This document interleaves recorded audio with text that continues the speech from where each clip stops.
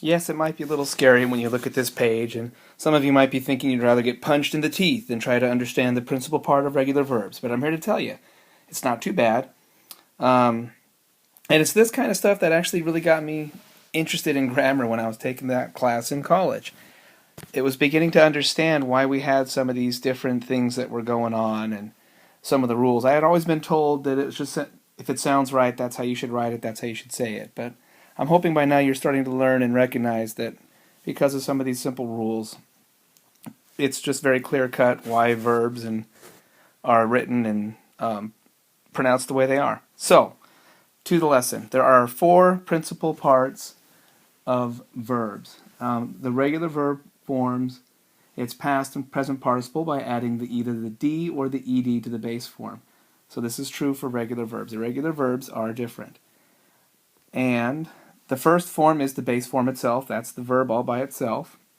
In the present tense, we have an example of cheer. Like that's what a crowd does when they're excited about a game. And then skate, obviously. I've given you these two because here's a regular verb that ends in a consonant, and here's one that ends in an E. If it ends in a consonant for the past part, you're going to add ed. If it ends in an E, you just add the D. And the old rule is you can drop the E and add ed, but I mean, all you're really doing is adding a D to it. Your 2 examples are cheered and skated. By the way, if I haven't said so yet, and I don't think I did, go ahead and add all this stuff onto those verbs pages that you have. In your writer's notebook, you should have had 2 full pages for writing verb notes. You might have been out of room by now. And if that's the case, go on to turn a couple pages away, not too far away, and make a 3rd verb page. And maybe make a note inside your original verb page saying, turn to this page for more fabulous notes on verbs. And these are, understanding verbs this deeply is all part of the Common Core, so don't blame me, blame the standards. Now, back to the forms. There's a 3rd form. It's called the present participle.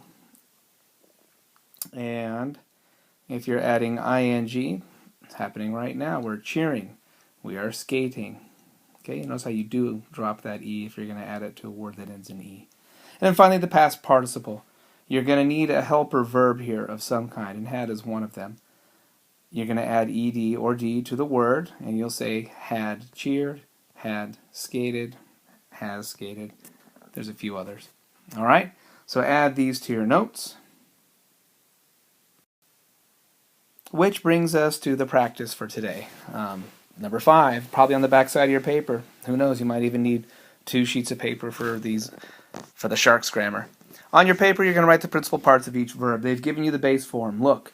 So you're going to write looked, looking, and then had looked. All right? List them all out. Don't forget to include the number, the original word, and then the other 3 parts. Okay? And do come up with the 6th one on your own, the basic form, past, present participle, past participle. Okay? That's it.